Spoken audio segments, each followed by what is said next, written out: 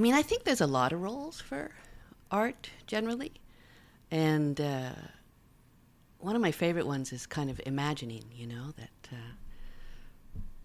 art helps you imagine. Even if it has nothing to do with it, it helps you, can be a springboard to help you dream and stuff like that. The project that we're going to talk about today, I think it has a lot more to do with a kind of maybe solace or companionship or remembering melancholy, maybe. Although also, I think it's also about joy and surprise. So there's a few levels of, which I guess are all things that you hope to get from art. Episode 223. So this is the fisher cat, which is actually a fisher. And you can My conversation with an artist who prefers to remain anonymous. We went for a walk under the Gardiner Expressway in Tkaronto on March 11th, 2025, to discover or rediscover the Downtown Critters project. It's been there, because I think that's been there for 3 years or so now. So one of the appealing things about being underneath the Gardiner is there's less weather damage than other places because it is covered. So they last for a little while, a couple of years. A series of large printed drawings of local animals, birds, insects, and amphibians that live or used to live in southern Ontario. The idea is to create little moments of surprise and joy for pedestrians and motorists around some of the most bleak and industrial stretches of Tkaronto and Ottawa. I found the drawings to be very moving and made me want to go back in time. Hashtag Downtown Critters.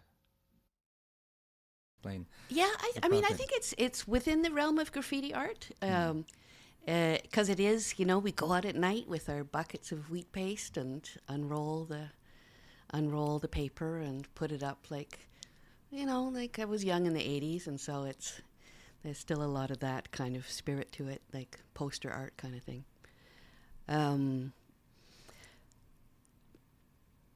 Blank. Fine, but tell me what the project is. Right. So the project is, I draw pictures of animals, and they're local animals, like southern Ontario animals. A lot of them are animals that you find in the city. So I haven't done any raccoons yet, because people have been bugging me about doing raccoons, but I'm like, well, I think they're a little too familiar. So I've done, squirrels and opossums and all the local things, but also other slightly more outside the city kind of critters, like moose and a lynx and a bear and things that you're not going to see so much in downtown, but I do call them downtown critters. We're all objective with the project, but would you like viewers to feel or experience when they see the critters? Yeah. It's funny because there's just recently there's been a whole series of coyote attacks in one neighborhood not too far from here. Very developed, like lots of condo buildings, and the coyotes have been attacking some small unaccompanied dogs, that kind of thing. So I guess part of it is remembering that the animals are here, a lot of them still. Like it began with when we moved into this building here, and we're in a very sort of construction heavy area of town where everything's getting built up.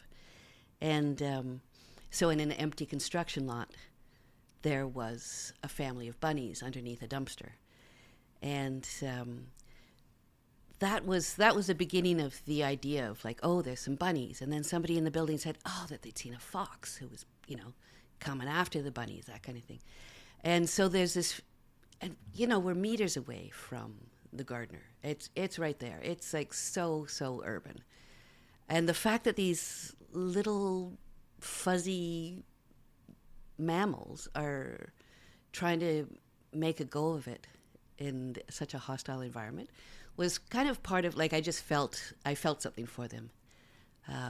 that they're living in such an inhospitable place.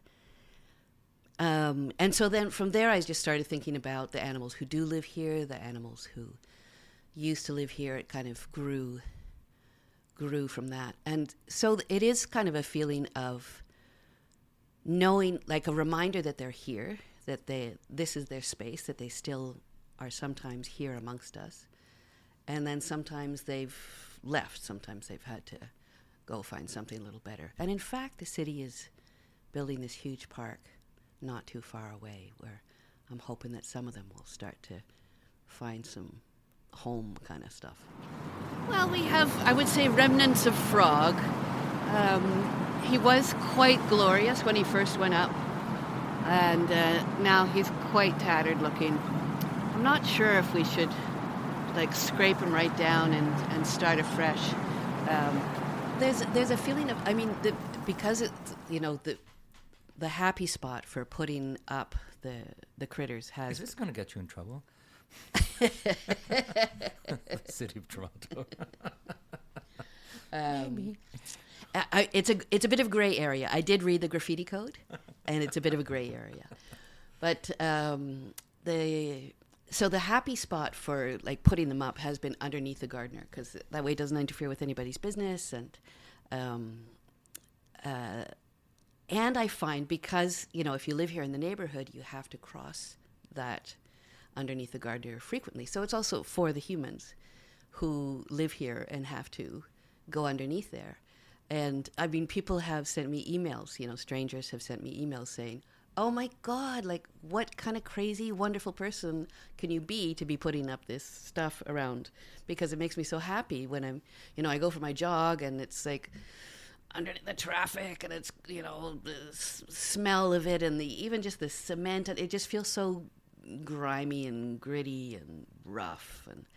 And then you're like, oh, look, a frog.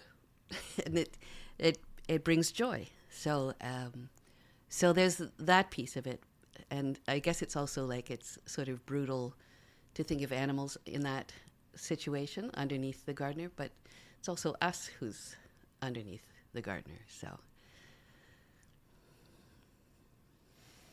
well, we're going to visit them literally, and the sound, being a sound person, the sound of that crushing trucks and cars constantly, crossing, and is also oppressive.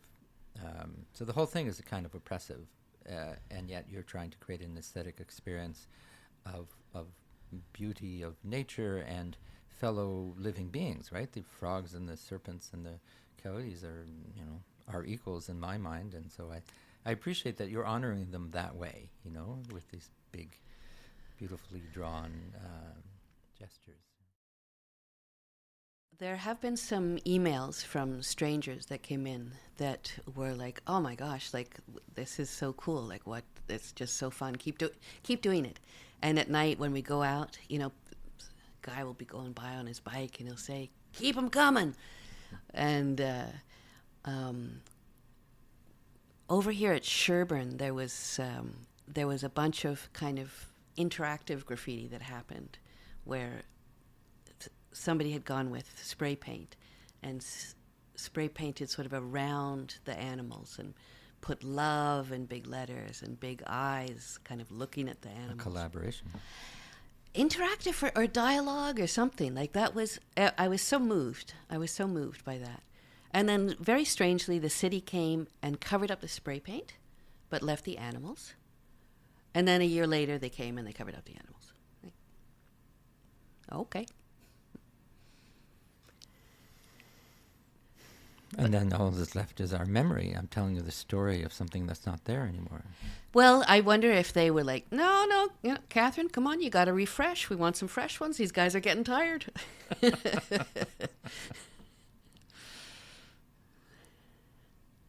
I guess the tradition of postering and putting up images of people and animals is all around the world, right? It's often sad. Somebody has passed or somebody's missing and you put up their photo. It's not quite what you're doing, but in a way, it is like a missing person if it's a species that no longer lives And are we looking for them? Are we being sad? Or there's that ambiguity, right?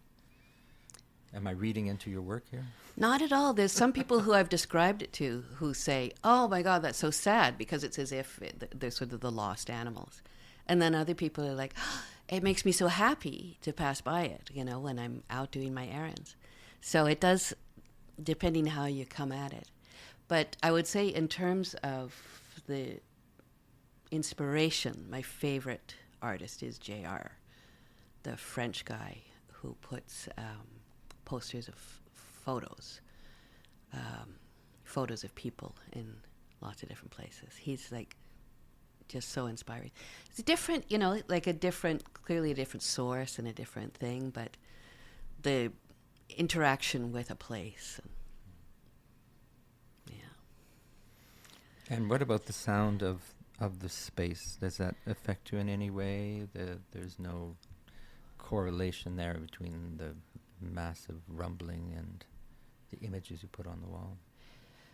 It is. I guess I feel like I feel sympathy for both the humans and the animals in the sound, because the sound is probably the biggest part of the assault when you go underneath there, and then the smell and fear, like when you cross the lakeshore there, you sometimes feel like you're taking your life in your hands. So, and I'm sure plenty of animals. What's the significance of a raven on the hawk? Yeah, the hawks are. The hawk. Hawks are something you see all the time over different places in the city. I mean, we used to see them all the time when we lived midtown and had a backyard, and there was lots of hawks there. But even down here, sometimes you see them circling and circling.